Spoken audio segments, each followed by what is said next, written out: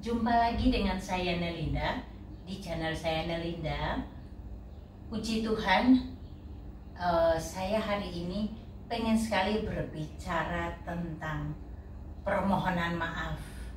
Karena permohonan maaf itu seperti air yang memadamkan amarah.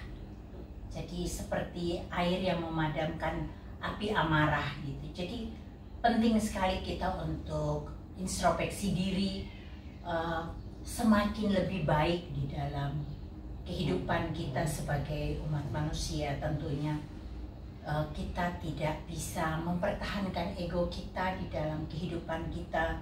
Kita merasa kita mungkin paling benar, kita paling lah gitu, sehingga kita tidak mau mengalah. Padahal permohonan maaf itu kata yang hanya 4 huruf, saudara. M-A-A-F, maaf. Kata maaf itu meluluhkan hati orang yang marah pada kita. Kadang-kadang itu kita terlalu gengsi untuk minta maaf. Kita terlalu keras kepala untuk minta maaf. Padahal minta maaf itu tidak akan mengurangi bagian terkecil pun dari tubuh kita. Justru dengan permohonan maaf itu kita akan menyambung kembali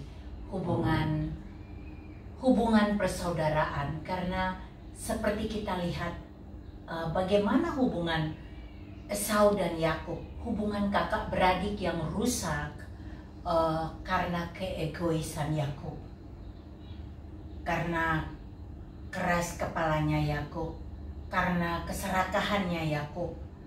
Yakub mengambil hak kesulungan dari Esau dengan cara yang kotor tentunya.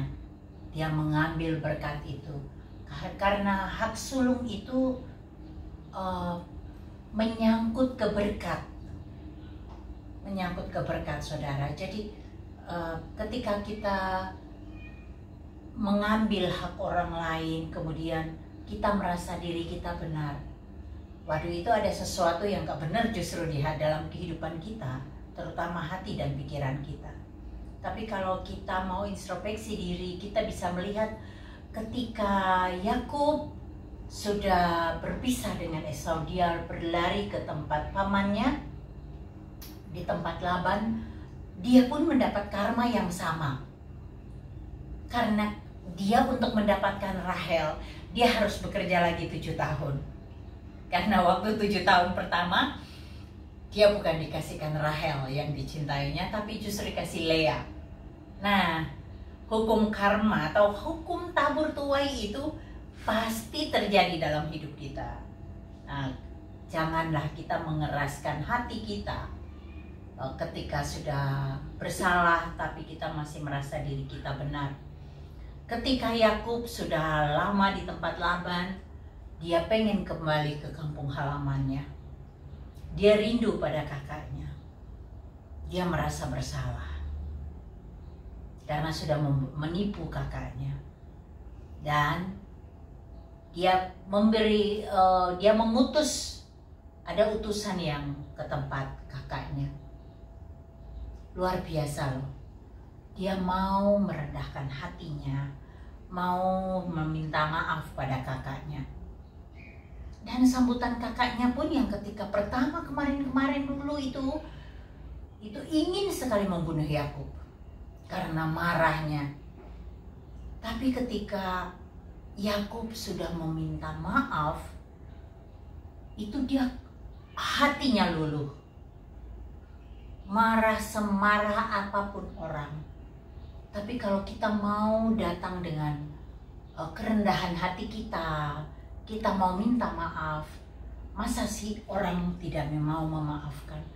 Dan kalau orang itu tidak mau memaafkan kita, jangan kita tawar hati, tapi justru kita tetap datang minta maaf. Akan seperti air yang menetes di batu, walaupun cuma tetes kecil, tetapi bertahun-tahun itu akan menembusi batu. Jadi begitu juga dengan kita manusia. Kalau kita mau merendahkan hati, kita mau memohon maaf pada orang yang kita sudah buat salah, masa sih orang tidak mengampuni? Masa sih orang tidak memaafkan? Yakub ketika minta maaf pada Esau, pada waktu dia berjumpa, itu dia bersujud 7 kali.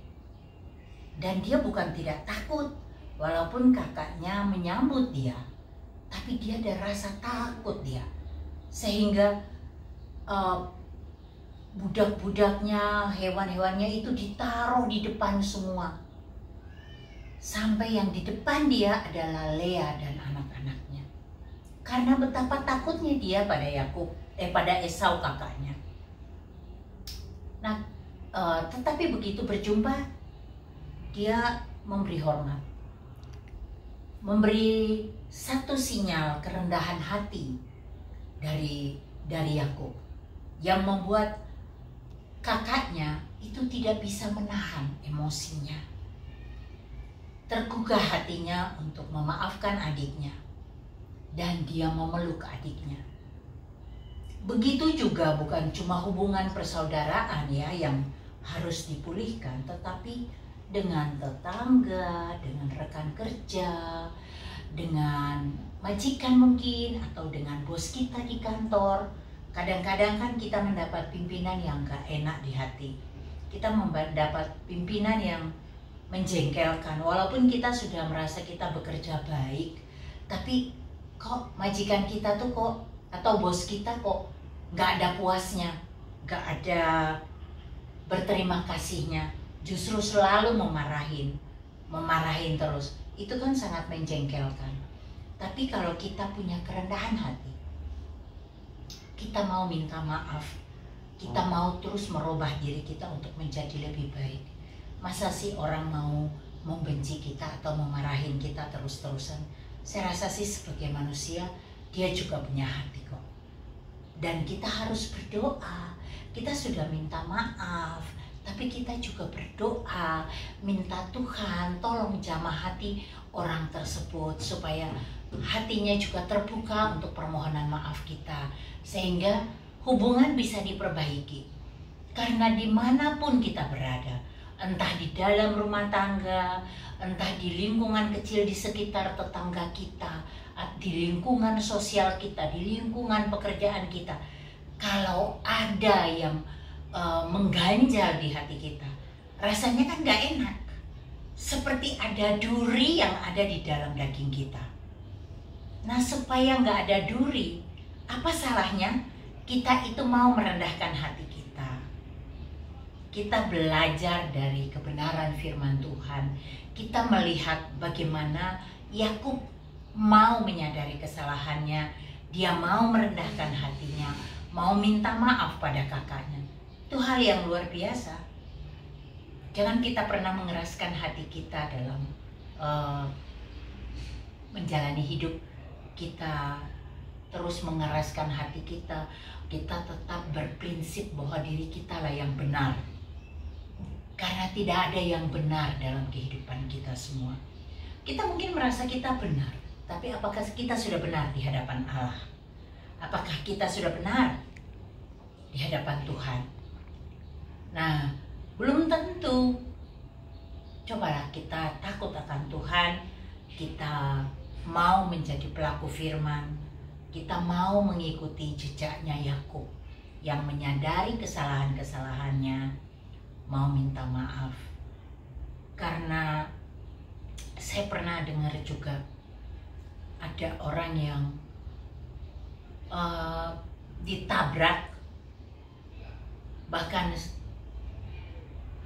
koma sampai 7 hari karena kondisinya parah banget. Dan ketika dia sadar dia masih di rumah sakit berbulan-bulan, itu orang yang menabrak datang dan meminta maaf.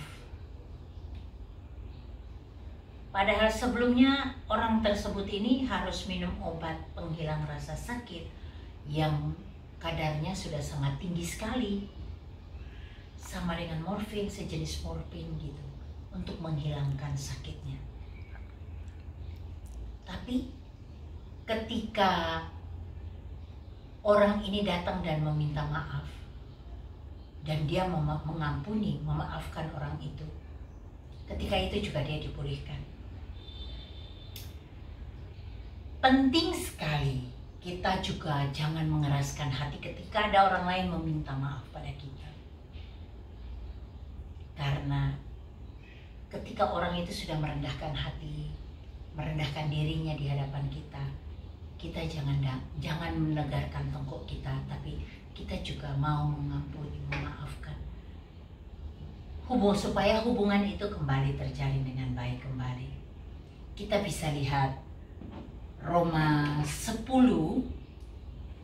12 ayat 10. Hendaklah kamu saling mengasihi sebagai saudara dan saling mendahulukan dalam memberi hormat. Apa salahnya sih kita duluan meminta maaf, karena itu akan jauh lebih baik daripada kita mengeraskan hati kita. Demikian saudara, saya percaya kebenaran firman Tuhan yang saya sampaikan hari ini itu bisa menjamah hati saudara, membuka akal pikiran saudara, mau mengintrospeksi diri. Kalau memang bersalah, minta maaflah. Jangan keraskan hati, karena ketika meminta maaf segalanya dipulihkan. Bukan cuma hubungan, tetapi pemulihan dalam hal-hal yang lain pun akan terjadi. Percayalah, Bapa Surgawi akan menyertai kita, akan memberkati kita kalau kita selalu mau menjadi pelaku firman. Terima kasih banyak saudara yang sudah mendengar video ini, sudah memberi like dan subscribe, juga sudah bantu share video ini. Terima kasih banyak. Tuhan Yesus memberkati.